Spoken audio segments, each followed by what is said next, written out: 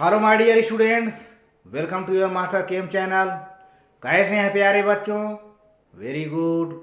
मैं Amla Shankar Yadav master chem channel की तरफ से आज क्लास 10th के बच्चों के लिए वीडियो मेटल नॉन मेटल से लेकर आया हूं। मेटल नॉन मेटल से बहुत से वीडियो डिस्कशन किया वीडियो के जरिए बहुत से टॉपिक पर। आज मेरा टॉपिक होगा मेटल नॉन मेटल एक दूसरे से कैसे रिएक्शन करते हैं। How metals react with non-metal, how they form chemical bond and why they react।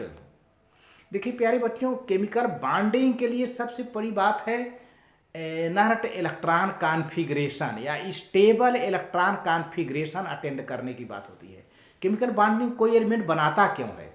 ताकि उसके आउटर मोस्ट सेल में 8 इलेक्ट्रॉन हो जाए या फिर दो ऑक्टेट या डबलेट एक्वायर करना। डबलेट माने 2 इलेक्ट्रॉन, जैसे H2 2 है ना, तो 2 या हीलियम का, इसके बाद बाकी हीलियम को छोड़कर बाकी सभी इनर्ट एलिमेंट के आउटर मोस्ट सेल में 8 इलेक्ट्रॉन होते हैं।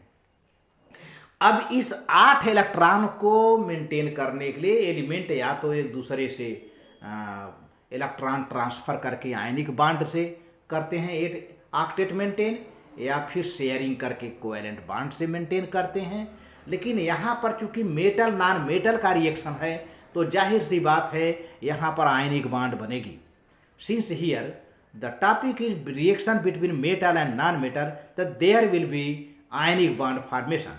The metal transfers its electron and non metal accepts the transferred electron by metals. तो इस तरह से आयन बन जाते हैं। जब मेटल इलेक्ट्रॉन ट्रांसफर करता है तो पॉजिटिव आयन बनाता है, जब नॉन मेटल इलेक्ट्रॉन एक्सेप्ट करता है तो निगेटिव आयन बनता है। जैसे ही पॉजिटिव आयन निगेटिव आयन बन जाते हैं तो उनके बीच में electrostatic force of attraction automatic generate हो जाता है और वे एक दूसरे से बॉन्डेड हो जाते हैं and they get octet, they acquire octet in their outer most shell, और इसी को हम केमिकल बॉन्ड कहते हैं। प्यारे बच्चों देखिए कैसे होता है। हाँ तो प्यारे बच्चों, how do metals and non metals react.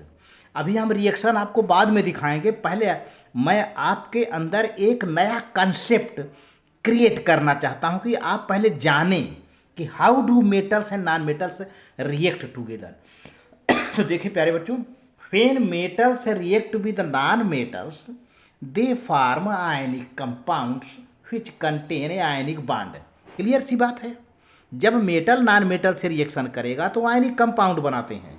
जब भी मेटल प्लस नॉन मेटल होगा तो हमेशा आयनिक कंपाउंड बनेगा, क्योंकि मेटल इलेक्ट्रॉन देने वाला होता है, नॉन मेटल इलेक्ट्रॉन लेने वाला होता है।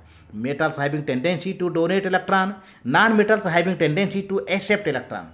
During after donating electrons metals changes into positive ions, and while after gaining electrons non-metals change into negative ions. When non-metals react with other non-metals they form covalent bond compound which contain covalent bond। तो प्यारे बच्चों, अगर non metal के बीच में reaction होता है तब ionic bond नहीं बनेगा, कोवैलेंट बॉन्ड बनेगा। क्योंकि नॉन मेटल दोनों हैं तो दोनों इलेक्ट्रॉन लेने वाले होते हैं। when non metal react with non metal तब दोनों इलेक्ट्रॉन लेने वाले हैं। ऐसी स्थिति में न तो कोई भी नॉन मेटल इलेक्ट्रॉन देने वाला नहीं होगा। तो एक ही रास्ता होता है कि they share their outer most electrons to acquire octet to get 8 electrons in their outer most shell to maintain 8 electrons in their outer most shell, and this sharing process is known as covalent bond. Covalent such compounds are formed are known as covalent compounds। So when non-metal react with other non-metals they form covalent compounds which contain covalent bond। Metals however do not react with other metals। Metal से reaction नहीं करते, इसलिए कोई metal के बीच में reaction इस तरह से नहीं होता है। When atoms of elements combine to form molecules, when atoms of elements combine to form molecules, a force of attraction is developed between the atoms or ions which hold them together। जैसे भी element एक दूसरे से combine करते हैं chemical bond बनाने के लिए, मॉलिक्यूल बनाने के लिए, तो एटम के बीच में एक फोर्स ऑफ अट्रैक्शन डेवलप हो जाता है जो कि दोनों एटम को होल्ड किए रहता है। और यही फोर्स क्या है, एक तरह से केमिकल बॉन्ड कहा जाता है।